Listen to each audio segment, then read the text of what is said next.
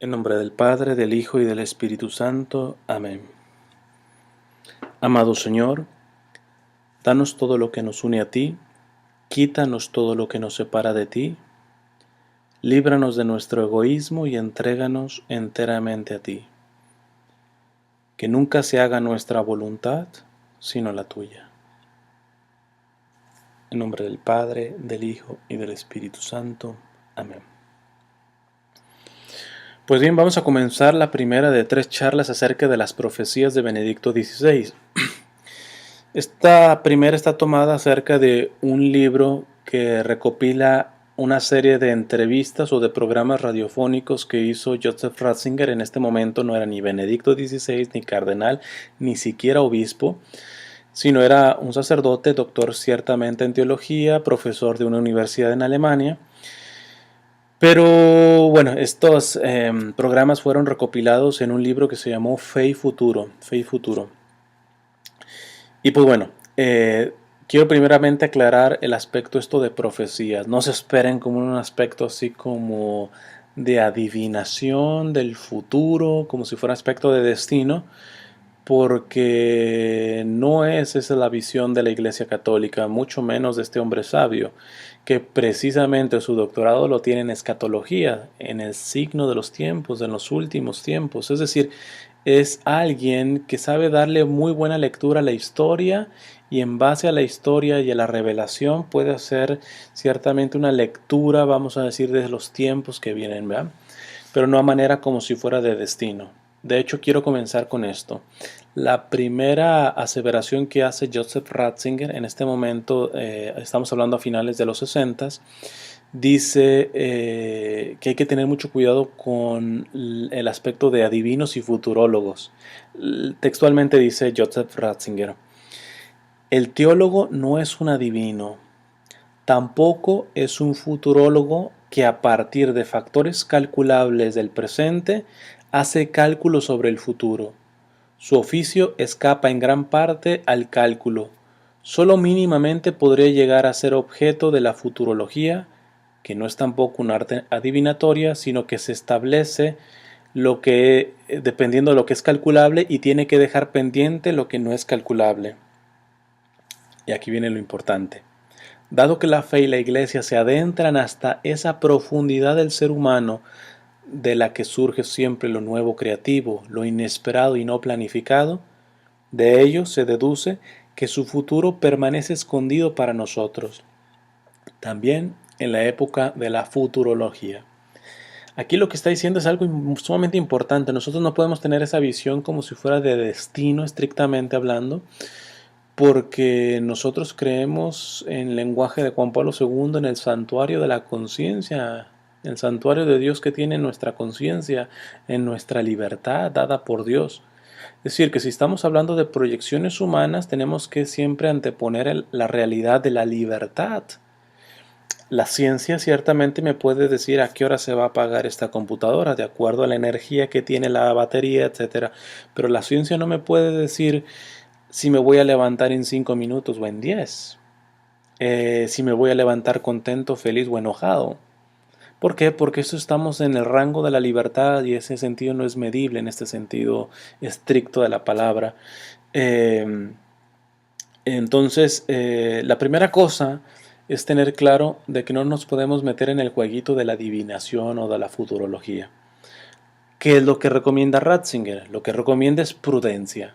Prudencia. En sus palabras dice: quien cree que la iglesia no está determinada solo por ese abismo que es el ser humano, sino que se fundamenta en el abismo mayor e infinito de Dios, tiene motivos más que suficientes para abstenerse de unas predicciones cuya ingenuidad en el querer tener respuestas podría revelar solo ignorancia histórica. Da un paso más. Atendemos a la conciencia, atendemos a la libertad, pero también hay que atender a que el dueño de la historia es un misterio aún muchísimo más grande para el ser humano. Si el ser humano, la libertad del ser humano, la conciencia del ser humano es un misterio para el mismo ser humano, imagínense el creador de esa conciencia y de esa libertad que es Dios. Entonces, es importante que no nos enganchemos por lo que él mismo dice, el querer tener respuestas, porque el querer tener respuestas a veces es compatible con una ignorancia histórica. Y aquí es donde da la primera pauta Benedicto, o Benedicto Ratzinger, pues, todavía no era Benedicto. Ratzinger lo que está diciendo es que para tener una sana proyección, no una sana adivinación, porque no la existe, sino sana proyección del futuro, hay que tener una sana lectura de la historia.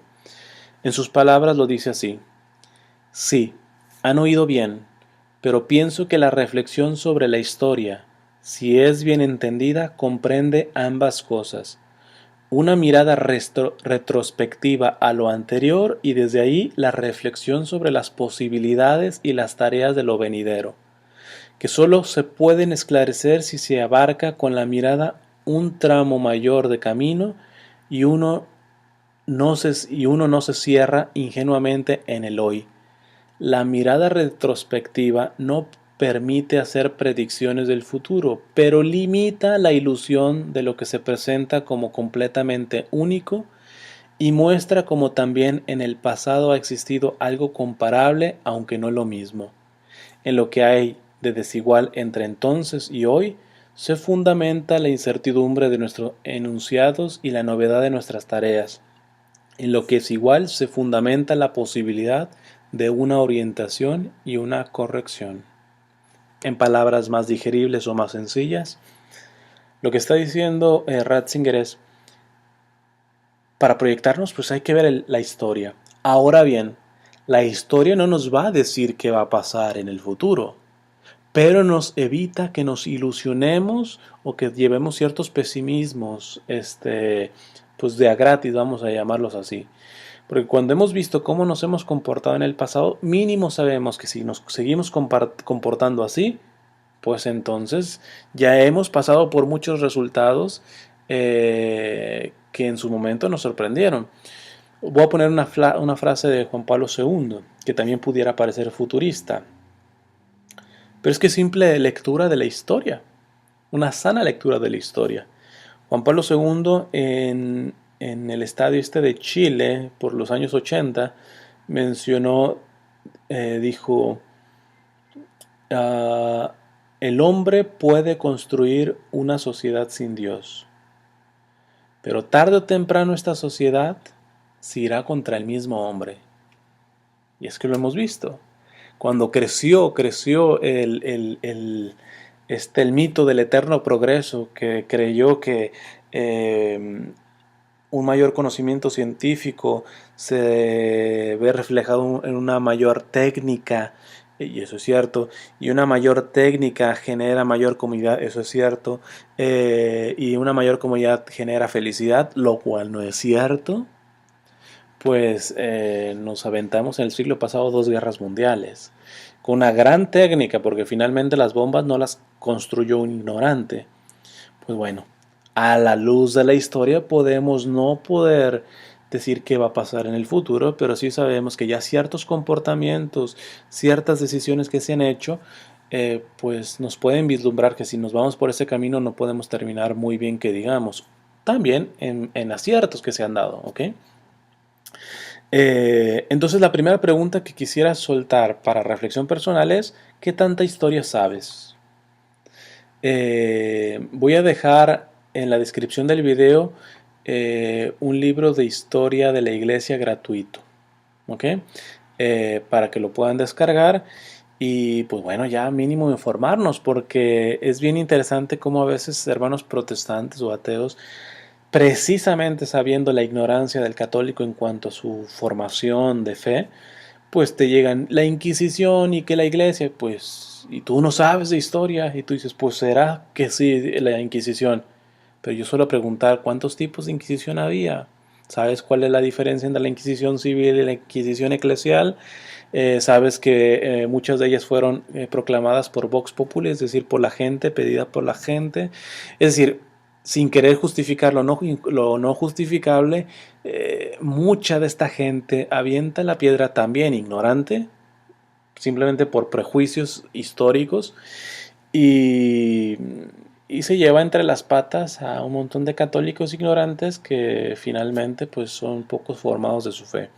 Pues bueno, al menos en mi caso yo les estoy dejando aquí un libro que lo pueden descargar gratuitamente y mínimo formarse un poco en el aspecto de la historia. Ahora bien, ¿por qué formarnos en la historia? Porque tenemos que ser muy objetivos en esto. Me parece que hay dos extremos.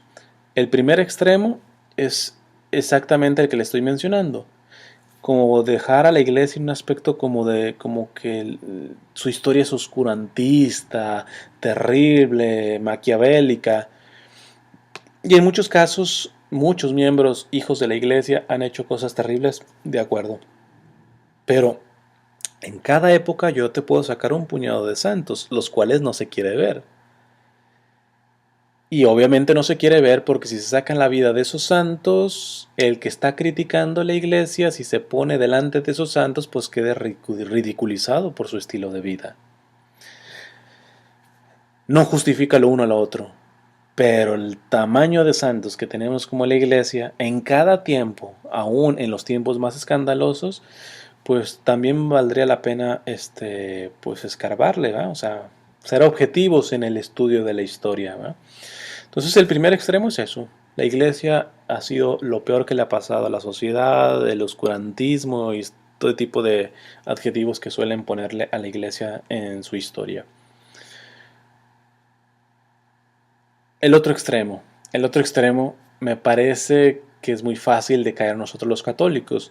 Hay una campaña que no sé si continúe, en la cual pretendía que los cristianos católicos regresaran a la iglesia, o sea, los que se han ido.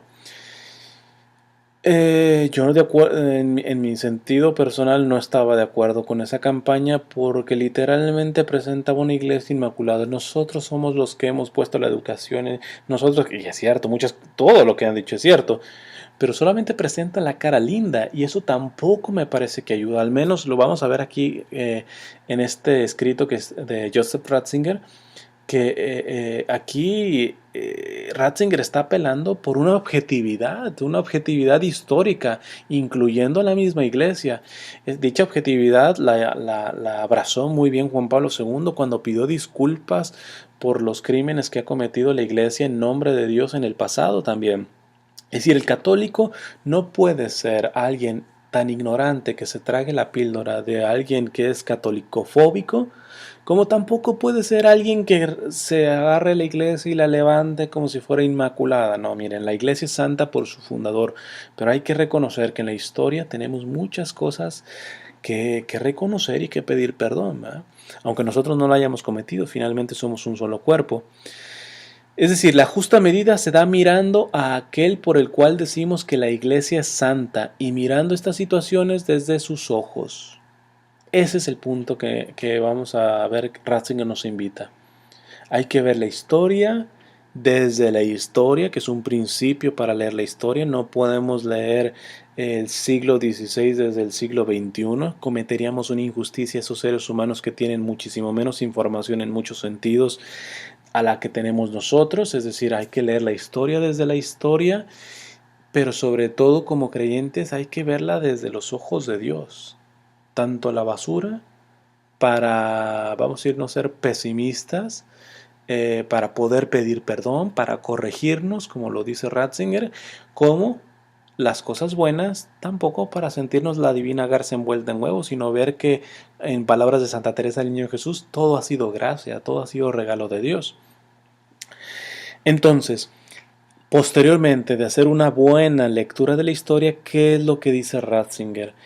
Hay que ver por quién vienen las reformas de la iglesia en el tiempo futuro.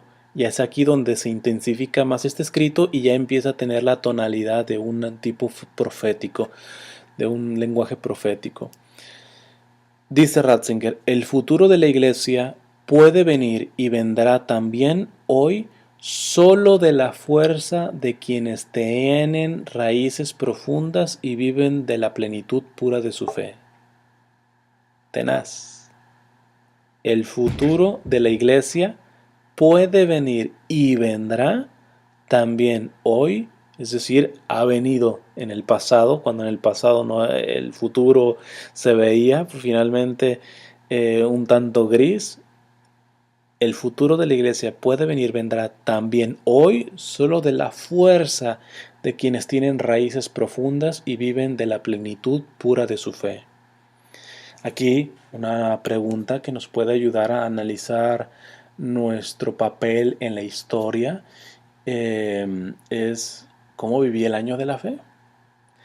Miren, sabiendo la sabiduría de este hombre, Ratzinger, yo no me imagino, ya siendo papa, una vez sentado ahí en su escritorio en el Vaticano, diciendo, a ver, ¿cómo entretengo a estos católicos? Pues vamos dándoles un año de la fe.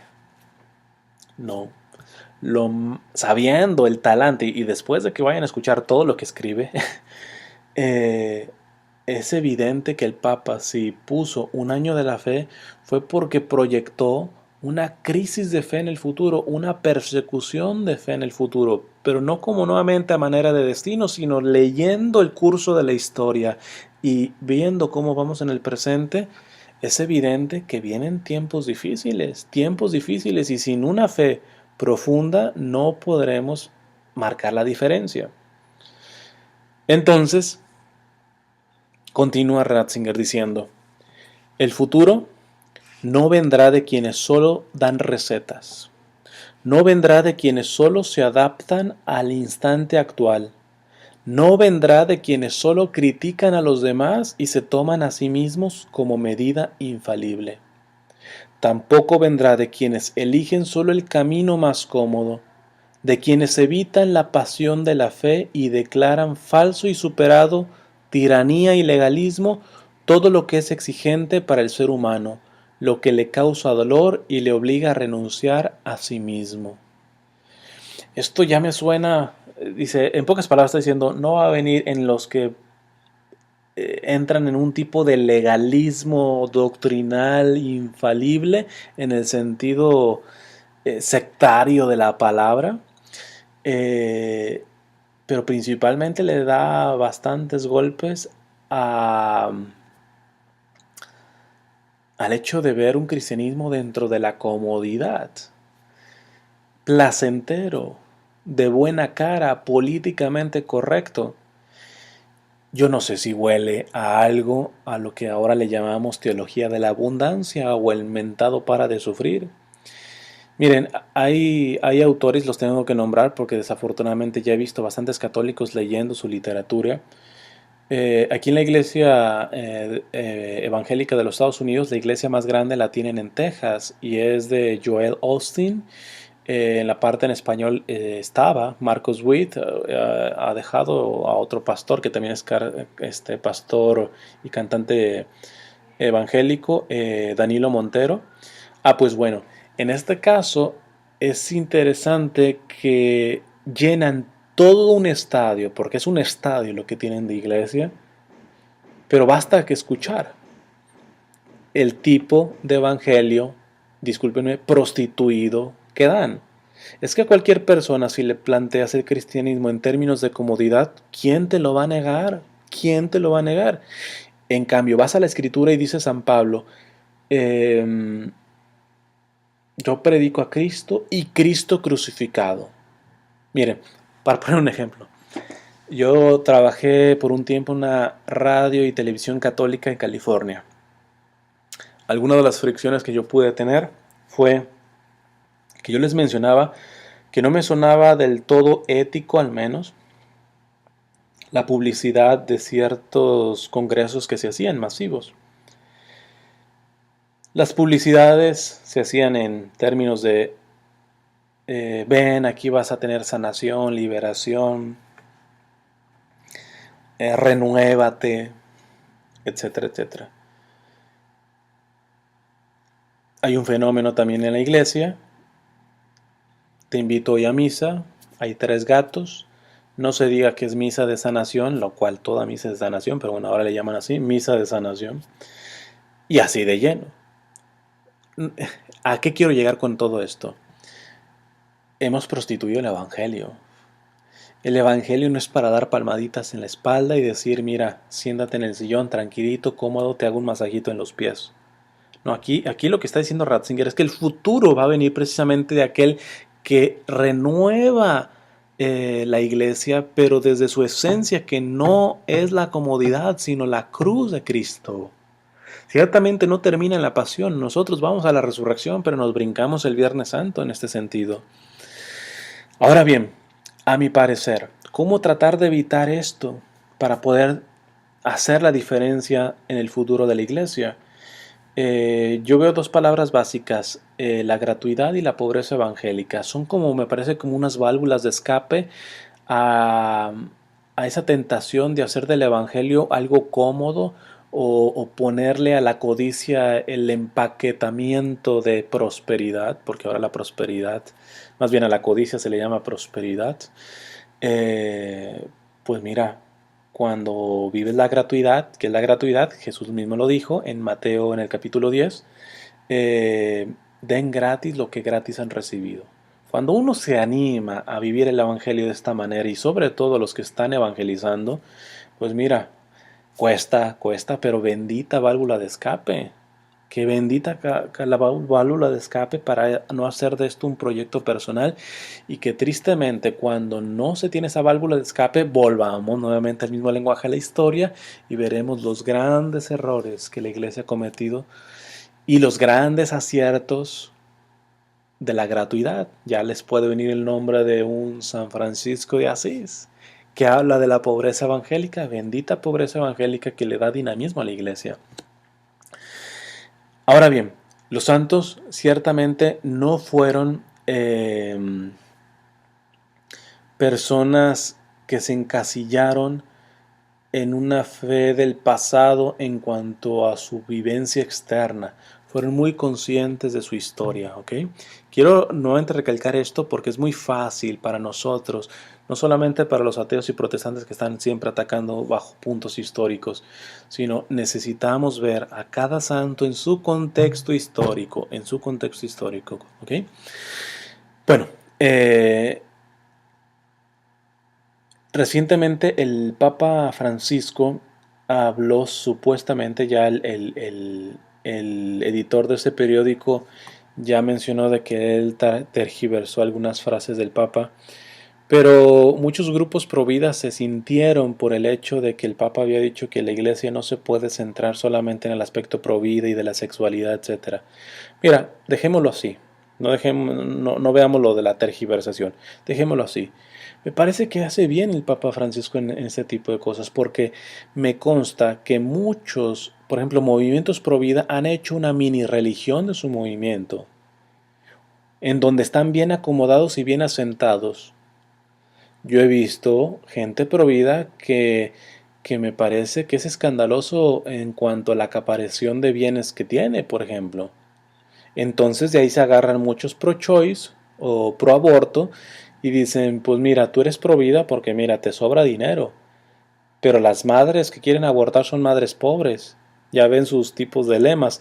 Las ricas abortan en Estados Unidos, las pobres se desangran aquí pone cualquier país de Latinoamérica. Es decir, que en cierta parte yo sí apoyo este tipo de lenguaje un tanto retador del Papa Francisco, porque nos invita a ir a la esencia, nos invita verdaderamente, aún en los proyectos y las iniciativas buenas, a no hacer una seguridad de mi propio ego. Finalmente el cristiano no puede vivir para sí mismo y si se busca a sí mismo, aún en las obras buenas, se empieza a echar la obra de Dios a perder. Entonces, bueno, vamos a continuar, dice Ratzinger, digámoslo de forma positiva. El futuro de la iglesia también en esta ocasión, como siempre, quedará marcado de nuevo con el sello de los santos y por tanto por seres humanos que perciben más que las frases que son precisamente modernas. Me gusta que el Papa, bueno, aquí no es Papa, que el doctor Ratzinger dijera esto porque es otro punto. Miren, los santos no han sido gente ingenua. Cuando nos ponemos en su contexto, que les digo, no han sido gente ingenua que como que ha ignorado o ha visto de reojo las grandes basuras de la iglesia de su tiempo. No. Los santos ciertamente las vieron, pero entendieron que Dios limpia su iglesia no con divisiones o sectarismos o cobardías de aquel que agarra la piedra desde la acera de enfrente y la avienta, sino generando santos. Por respeto, ahí sí no voy a mencionar el nombre de un sacerdote que hace unos años hizo escándalo aquí en los Estados Unidos, muy famoso, y que dejó la iglesia, se fue a otra iglesia, se casó, etcétera. Bueno, el punto está en que después saca un libro y empieza a difamar a la iglesia en muchas cosas son ciertas, por muy duras que suenen, pero son ciertas. Pero este sacerdote yo lo reté a que se comparara con Juan de Ávila, por ejemplo, San Juan de Ávila del siglo XVI. Este hombre, San Juan de Ávila, calumniado por la misma iglesia, preso por la misma iglesia 2 años, en ese calabozo, en esa cárcel, escribió el más bello de sus libros, de sus tratados, que se llama el Audifilia. Yo le decía a este sacerdote, comparemos su libro con el Audifilia. ¿A qué quiero llegar? Los santos no son gente ingenua, vieron la basura de la iglesia, pero entendieron que Dios la limpia no con bla bla bla bla bla bla o aventando piedras, sino generando santos, generando santos. Y sobre todo, pues los santos son obedientes. Se quedan a la iglesia, se quedan dentro de la iglesia para limpiarla. Es muy fácil sacar un libro acusando de cuestiones a la iglesia o a obispos y todo eso desde la acera de enfrente. Entonces aquí Ratzinger nos invita a entender que la clave del futuro de la iglesia está en clave de santidad. Clave de santidad. Y entonces le podríamos decir a Ratzinger, ¿pero qué significa ser santo? Bueno, en sus propias palabras continúa diciendo, por quienes pueden ver más que los otros, es decir, que el futuro de la iglesia vendrá por estos, dice, por quienes pueden ver más que los otros, los santos ven más allá, no tienen una visión inmanente, sino trascendente, por quienes pueden ver más que los otros, porque su vida abarca espacios más amplios, la gratuidad, palabra que ya mencioné, la gratuidad que libera a las personas se alcanza solo en la paciencia de las pequeñas renuncias cotidianas a uno mismo. En esta pasión cotidiana, la única que permite al ser humano experimentar de cuantas formas diferentes lo ata a su propio yo. En esta pasión cotidiana y solo en ella se abre el ser humano poco a poco. Él solamente ve en la medida en que ha vivido y sufrido. Si hoy apenas podemos percibir aún a Dios, se debe a que nos resulta muy fácil evitarnos a nosotros mismos y huir de la profundidad de nuestra existencia, anestesiados por cualquier comodidad. Así, lo más profundo en nosotros sigue sin ser explorado. Si es verdad que solo se ve bien con el corazón, qué ciegos estamos todos.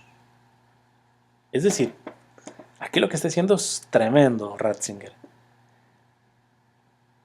¿Cuál es la limitación para llevar ese nivel de santidad que transformará el presente y por ende el futuro en la iglesia? Es una doble vertiente. El ser humano se ve a sí mismo y a la vez no se ve a sí mismo. En pocas palabras, ¿qué está diciendo aquí? Se ve a sí mismo en términos de comodidad, pero no se ve a sí mismo en términos de profundidad. Y ese es el problema. Es decir, se busca a sí mismo no para ser santo, sino se busca a sí mismo para estar cómodo, para estar complacido, para estar placenteramente estable, de acuerdo a lo que se entiende estabilidad en la mundanidad. Y esta es la clave. Por lo tanto, la pregunta es, ¿el principio de la santidad necesariamente es negarse? ¿Qué tanta negación de mi parte, ya no veamos si el obispo, de mi parte se está poniendo? Es el ABC del cristiano. El que quiera ser mi discípulo, que se niegue a sí mismo. No hay discípulo de Cristo, no hay cristianos sin negarse a sí mismo. Que se niegue a sí mismo, tome su cruz y me siga. Tome su cruz y me siga.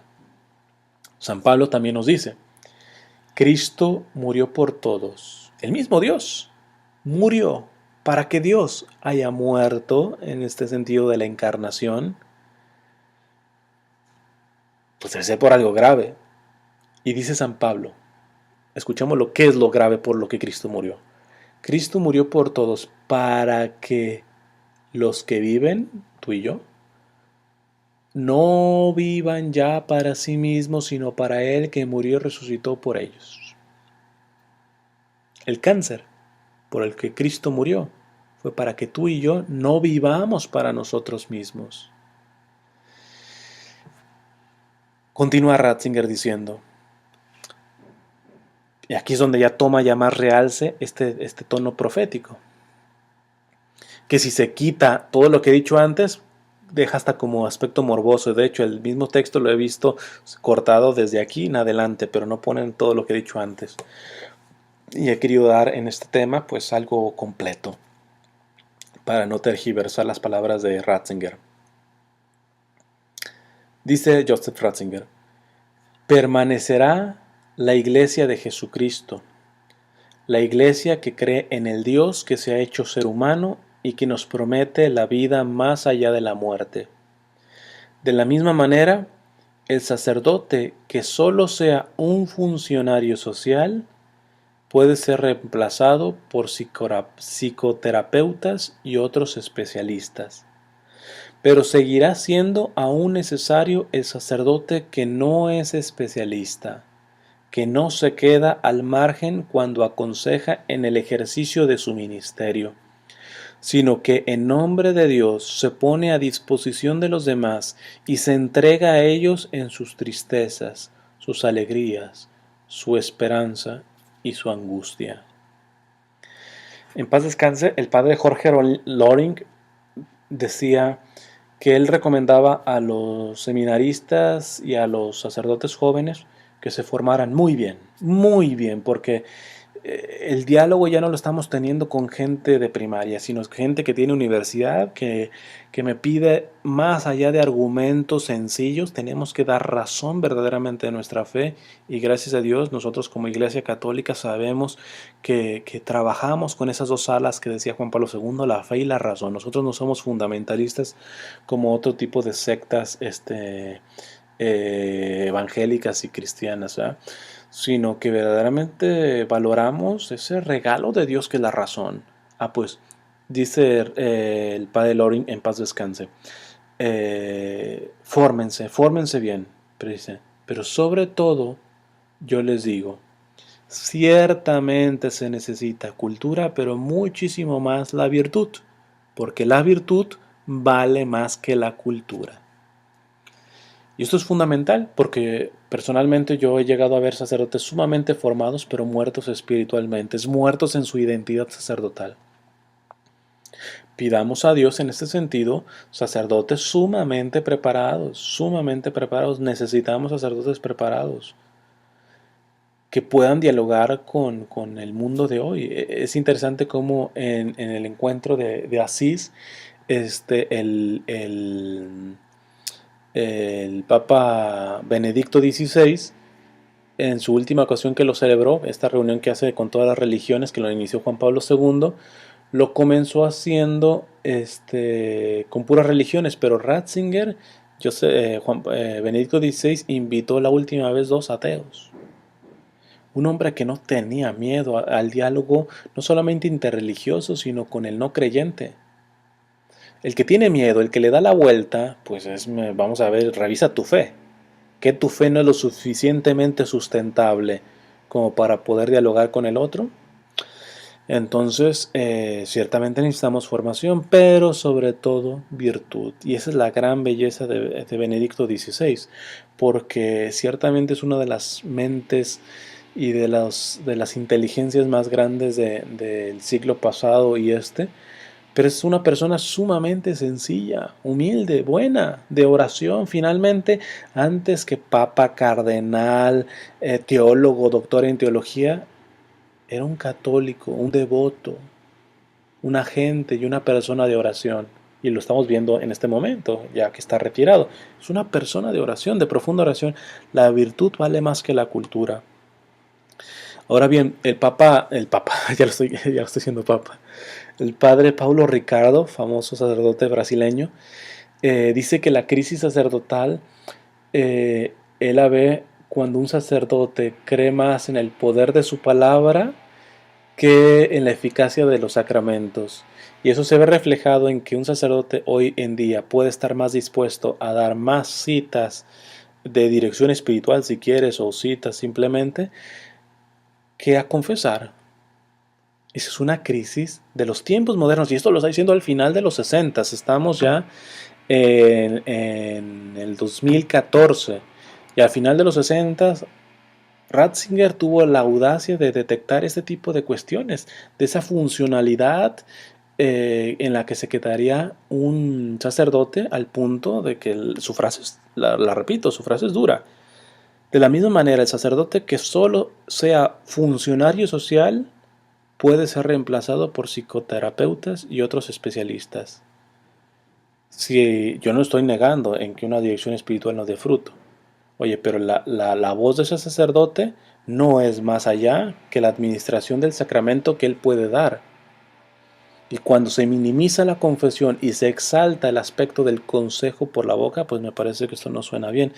Hay un sacerdote dominico, exorcista, italiano, no recuerdo ahorita el momento el nombre, pero en el Congreso de Exorcistas de hace 2 años en la Ciudad de México, él mencionó que a él le da pena ver el tipo de pastoral que se tiene dentro de las parroquias muchas veces. Se, Textualmente él dice, si nuestros hermanos sacerdotes, si mis hermanos sacerdotes se dieran cuenta que cuando una persona viene a pedirles un consejo, más que necesitar un consejo, necesita que se ore por ella, y se nos quitarían mucho de nuestro trabajo en cuanto a exorcismos y liberaciones que se necesitan. El sacerdote finalmente es alguien que está ungido de sus manos. Y lo digo, bueno, yo soy un laico y pudiera ser un poco pedante, pero yo sé que muchos sacerdotes me privilegian en el sentido de seguir mis iniciativas de evangelización. Pues hermano sacerdote, ya sabes. O sea, para mí es frustrable, no sé, trabajar en la evangelización en lugares verdaderamente seculares, y ir trayendo a un alma y saber que, pues exactamente eso, yo nomás la estoy trayendo un poquito, pero el siguiente paso es que haga una buena confesión y sacerdotes que no están dispuestos a confesar. O sea, yo entiendo que por una parte el laico tiene que ser más de iniciativa en tomar cargos que al sacerdote le quitan tiempo. Si el sacerdote que tiene que estar viendo cuentas, mm, un contador, un laico que se encargue de eso. El sacerdote que esté en el confesionario, que esté dando la Eucaristía. Porque si no, no trabaja esto, y esto ya lo viene advirtiendo desde finales de los 60 Ratzinger. Eh, continúan Ratzinger diciendo, también en esta ocasión la crisis de hoy surgirá mañana, una iglesia que habrá perdido mucho. Se hará pequeña, tendrá que empezar todo desde el principio. Ya no podrá llenar muchos de los edificios construidos en una coyuntura más favorable. Perderá adeptos y con ello muchos de sus privilegios en la sociedad. Sencillo. Hoy viene una crisis a la iglesia como institución. ¿Qué país da la cara? Nadie. Nadie la va a dar.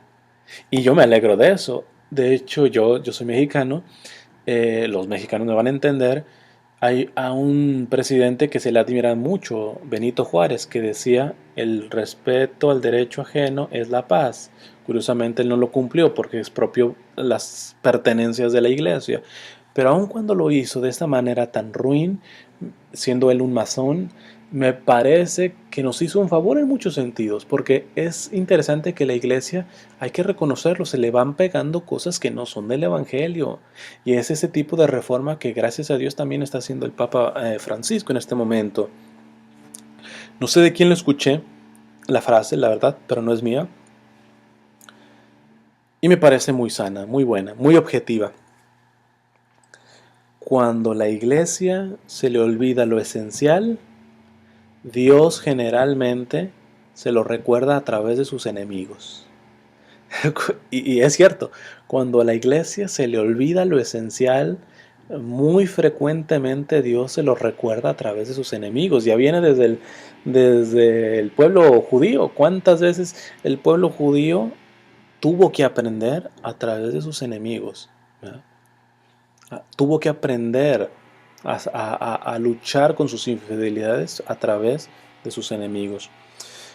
Bueno, continúa diciendo Ratzinger: se presentará, esta iglesia del futuro, se presentará de un modo mucho más intenso que hasta ahora, como la comunidad de la libre voluntad a la que solo se puede acceder a través de una decisión fundamental.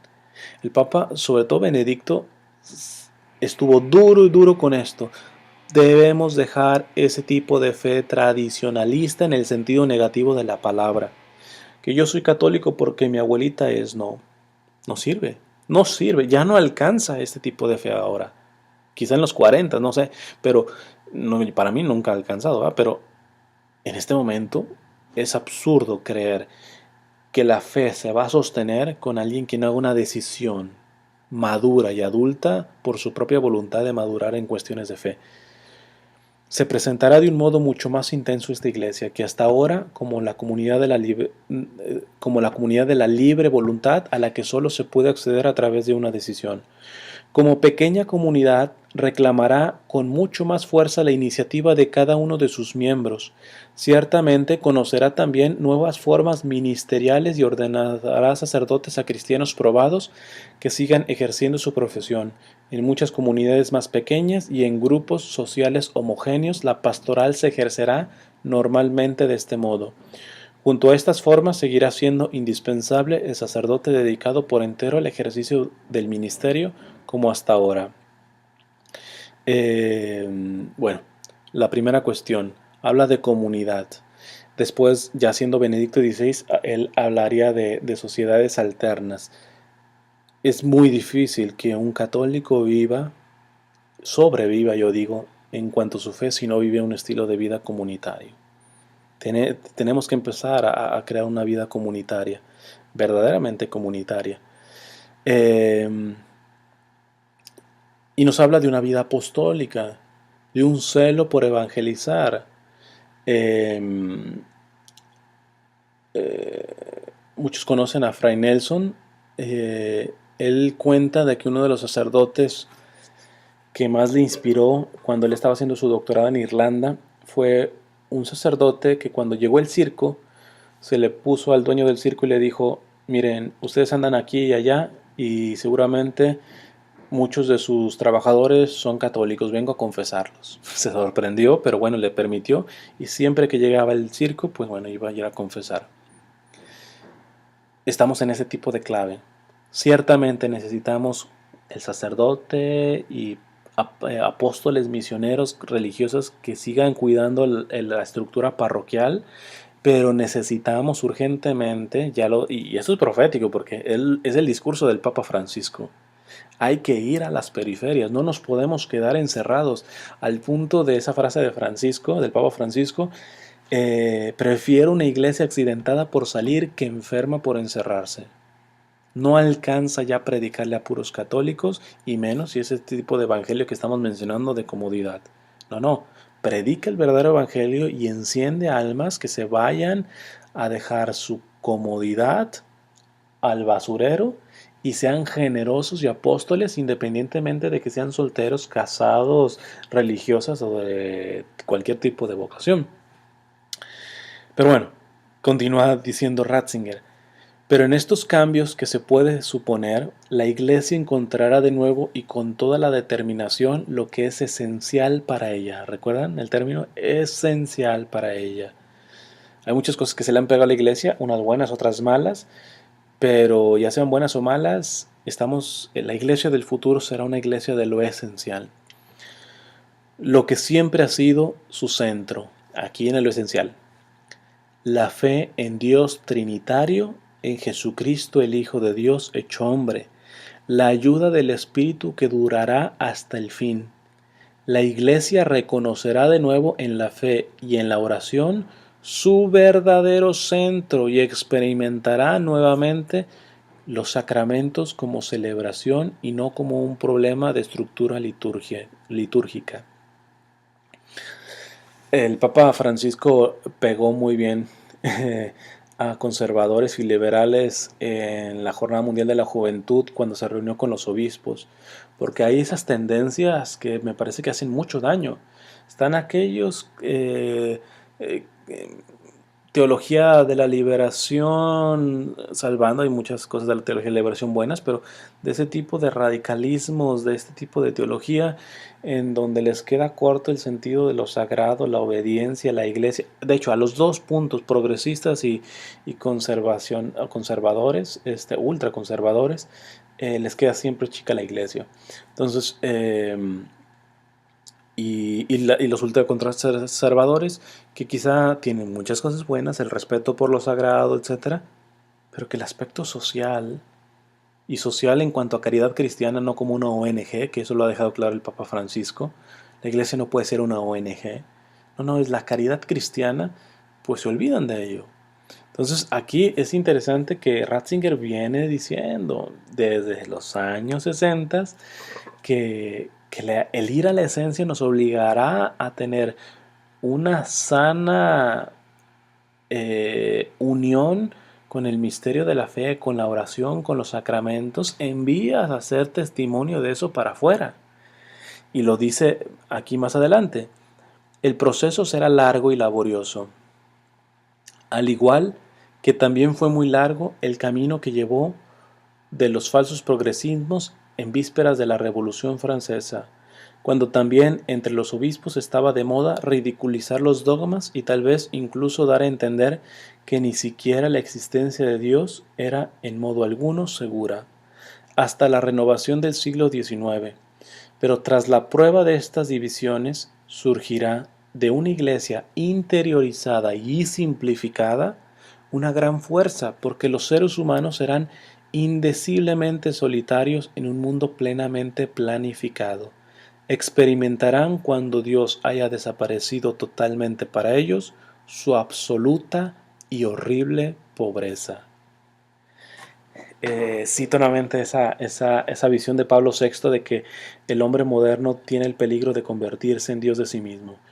Un hombre que es Dios de sí mismo, y lo estamos viendo en las leyes de los estados. Ya el estado dice que es hombre, que es mujer, que es matrimonio, que no es matrimonio, que es familia, que no es familia. Se habla solamente bajo el lenguaje de éxito profesional y cada vez el rico es más rico y el pobre es más pobre. 3/4 de la población vive por debajo de la pobreza. Ok, el ser humano se está convirtiendo en un Dios de sí mismo. Ha tomado la ciencia y ese ego la ha vuelto cientificismo, que no es lo mismo. Ha tomado la razón y ha caído en el racionalismo, que no es lo mismo. Pero, ¿qué dice Ratzinger? Pues bien, cuando esta sociedad toque fondo, necesita una iglesia más interiorizada y simplificada que pueda resurgir esa sociedad. Si no, no se va, no salen las matemáticas. Y cuando las hace las matemáticas es para asustarse de lo que viene. Porque el ser humano está lleno de arrogancia en todas las cúpulas, incluida en muchas de la iglesia. Y Ratzinger aquí, con una gran visión desde los años 60, se está diciendo, La iglesia del futuro tiene que ser una iglesia simplificada.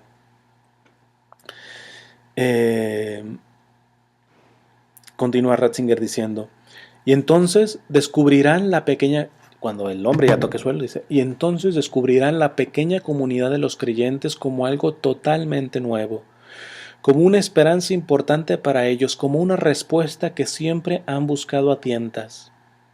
A mí me parece seguro que la iglesia le aguardan, tiempos muy difíciles. La repito. A mí me parece seguro que a la iglesia le aguardan tiempos muy difíciles. Su verdadera crisis apenas ha comenzado todavía. O sea, si esto lo está diciendo en los 60, ya llevamos rato con la crisis, ¿eh? Su verdadera crisis apenas ha comenzado todavía. Hay que contar con fuertes sacudidas, pero yo estoy también totalmente seguro de lo que permanecerá al final. ¿Qué va a permanecer al final? No la iglesia del culto político, que fracasó ya en Gobel. Gobel era un obispo de la revolución, en tiempos de la Revolución Francesa, que hasta renunció a su propio sacerdocio con eso de la igualdad y la fraternité.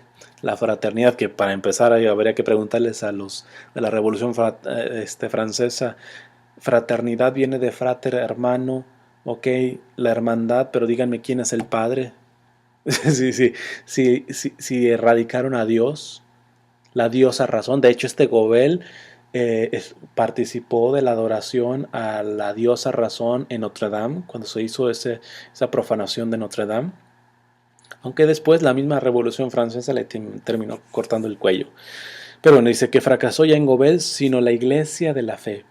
Ciertamente ya no será nunca más la fuerza dominante en la sociedad en la medida en que lo era hasta hace poco tiempo. Que eso es lo que le está doliendo a mucha gente que está entablada bajo la institución, pero de un culto político. Estos cambios que está haciendo el Papa Francisco.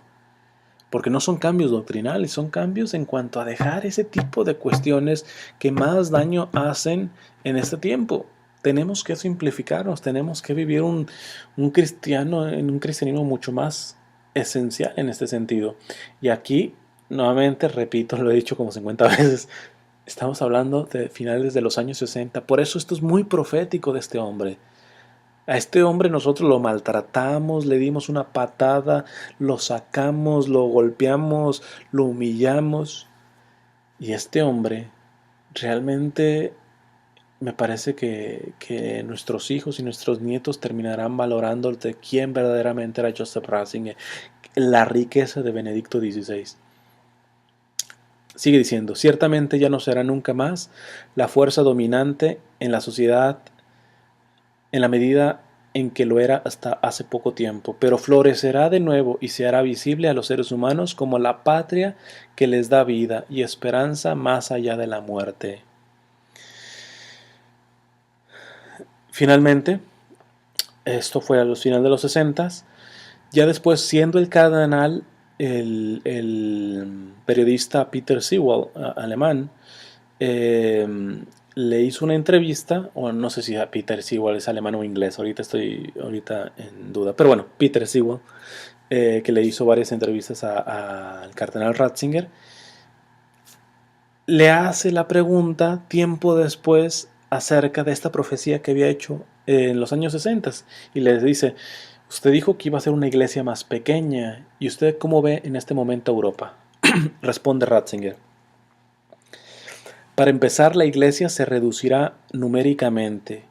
Cuando hice esta afirmación me llovieron de todas las partes reproches de pesimismo. El pobre Ratzinger siempre le ha llovido, porque es el que habla con la verdad siempre incomoda. Y continúa Ratzinger, el cardenal Ratzinger.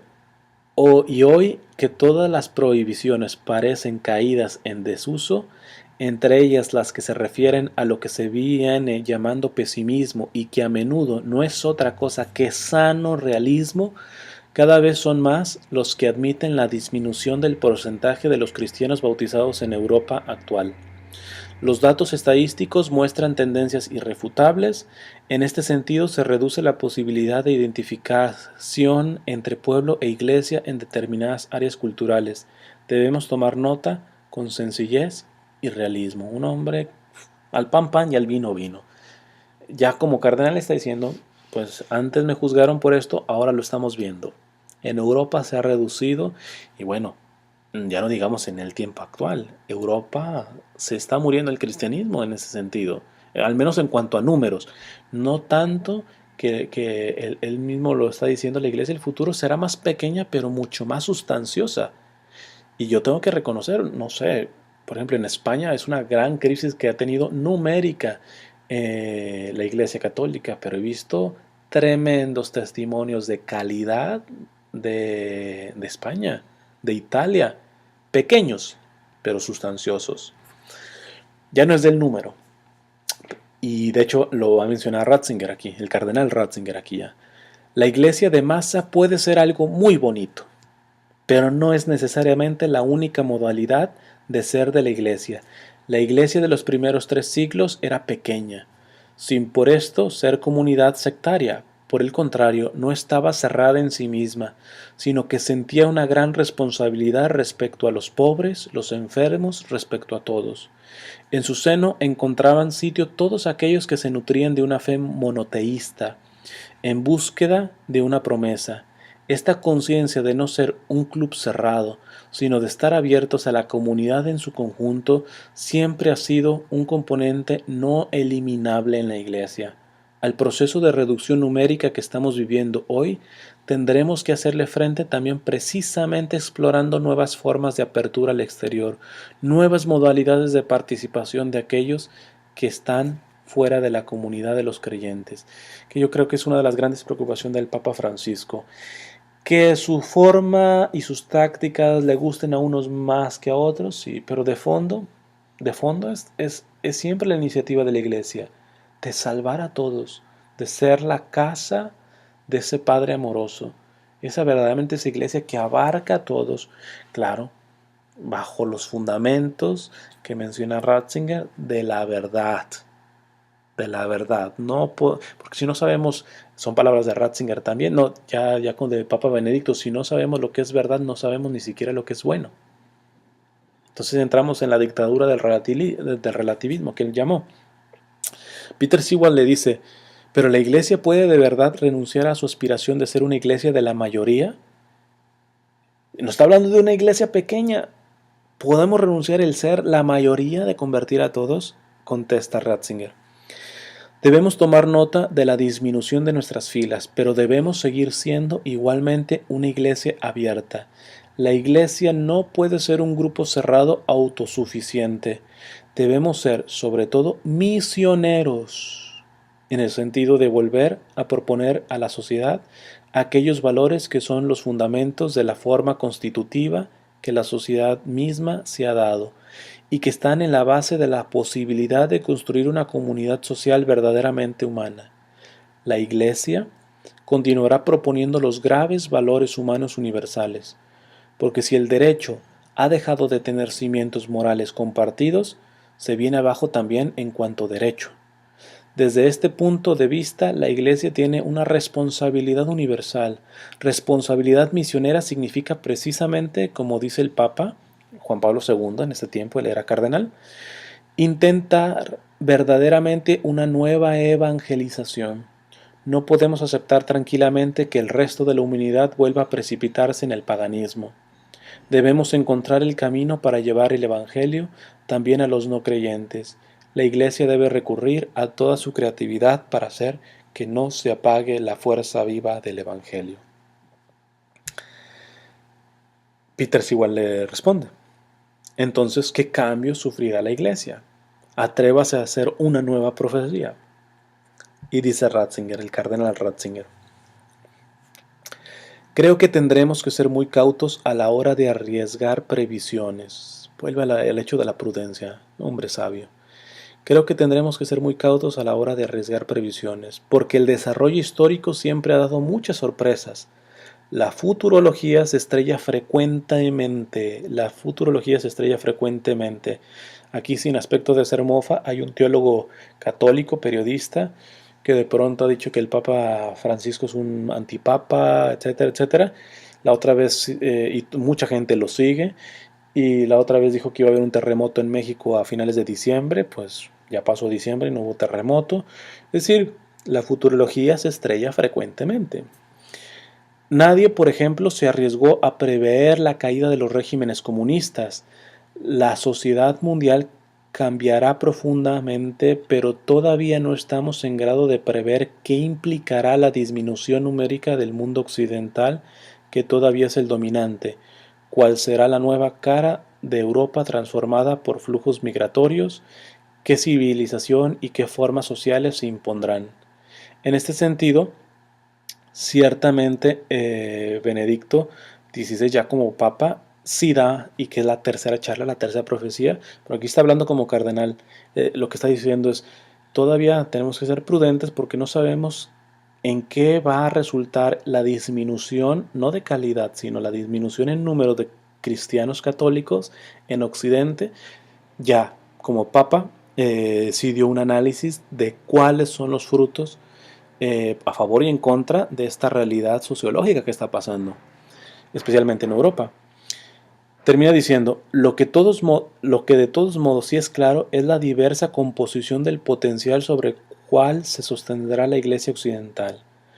Lo que más cuesta es, en mi opinión, es el es, lo que más cuenta, perdón, es, en mi opinión, es el esencializar, vuelve a la palabra, es esencializar, por usar una expresión de Romano Guardini. Es necesario evitar elaborar preconstrucciones fantásticas de algo que podrá revelarse muy diverso y que no podemos prefabricar en los meandros de nuestro cerebro, para concentrarse, sin embargo, sobre lo esencial que podrá después encontrar nuevos modos de encarnarse. Es importante un proceso de simplificación que nos consienta eh, distinguir lo que constituye la viga maestra de nuestra doctrina, de nuestra fe, lo que en ella tiene un valor perenne, es decir, que no cambia. De ahí sirve porque como estamos hablando de un lenguaje de simplificación, de sencillez, de dejar todas esas estructuras que más han puesto un peso a la iglesia, que quizá muchas veces ayudaron en el pasado, pero que hoy son caducas, no nos malentendamos. De ahí muchos se han agarrado y mal interpretado al Papa Francisco como querer que cambie lo esencial. Y eso no, lo que está diciendo él, precisamente la simplificación tiene que estar en la medida de lo que nunca ha cambiado, las verdades de fe que nunca han cambiado. Nunca han cambiado. Si no, es una prostitución del Evangelio. Dice, repito esa parte, es importante un proceso de simplificación que nos consienta distinguir lo que constituye la viga maestra de nuestra doctrina, de nuestra fe, lo que en ella tiene un valor perenne, que no va a cambiar aunque el periodista de moda quiera hacerlo cambiar, aunque portales de periodismo barato saquen calumnias de cosas de contexto al Papa o de documentos de la Iglesia. Es importante volver a proponer en sus componentes fundamentales las grandes constantes de fondo, los interrogantes sobre Dios, la salvación, la esperanza, la vida, sobre todo lo que éticamente tiene un valor básico. Tenemos que volver al lenguaje de la salvación. Si a un católico no le duelen las almas, yo no sé si se puede llamar católico. Y de ahí sale el hecho de ser misioneros. De ahí sale lo que el Papa Francisco nos está hablando de salir a las periferias. No solamente en cuanto a económicas de las periferias de los pobres, sino existenciales, los que son ricos, pero ya una miseria tremenda espiritual. Quiero concluir con una sola cuestión en referente a este tipo de calumnias que hacen al Papa Francisco, de que si antipapa, que si esto, que si va a cambiar la doctrina, que si todo ese tipo de cosas. Mucho esto suena por aquellas personas que están demasiado establecidos en sus estructuras, ¿verdad? Buenas, pero en sus estructuras, y que no están dispuestos a tener una espiritualidad de martirio, ¿verdad? Es decir, de no tener su seguridad en sí mismo, sino de ofrendarse oblativamente. Pues miren, yo les doy un argumento de sentido común. porque en las diferentes iniciativas que tengo de evangelización ya me ha salido bastante gente católica, que vamos a rezar por el Papa Francisco para que no siga cambiando cuestiones de fe, o que este Papa, la verdad que pobrecito, etcétera. Y se siguen llamando católicos. Pues bueno, miren, esta gente por lo general aprueba al Papa Benedicto XVI. Entre ellos el periodista, este teólogo que les acabo de decir. Pues bueno, sentido común. Si sabemos el tamaño de sabiduría que Dios ha dado a Benedicto XVI, delante del Papa Francisco actuemos como Benedicto XVI ha actuado. Sencillo. El día de mañana, si Benedicto XVI se alza en algo con el Papa Francisco, entonces hablamos. Punto. Pero mientras tanto, ¿tú crees que sabes más de la iglesia que el Papa Benedicto XVI?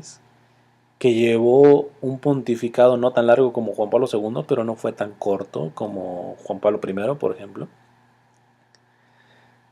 Que es un hombre que ha estado inmerso en el Vaticano desde hace mucho tiempo. Él conoce la basura, las virtudes, etc. Y en todo eso, lo que ha hecho, sus gestos físicos, leámoslo al Papa Benedicto XVI y sobre todo veamos quién es el Papa Benedicto XVI, emérito Benedicto XVI en este momento. Imitémoslo, imitémoslo. Me parece que con esto nos salvamos de andar con este tipo de cuestiones medias milenaristas en contra del Papa Francisco.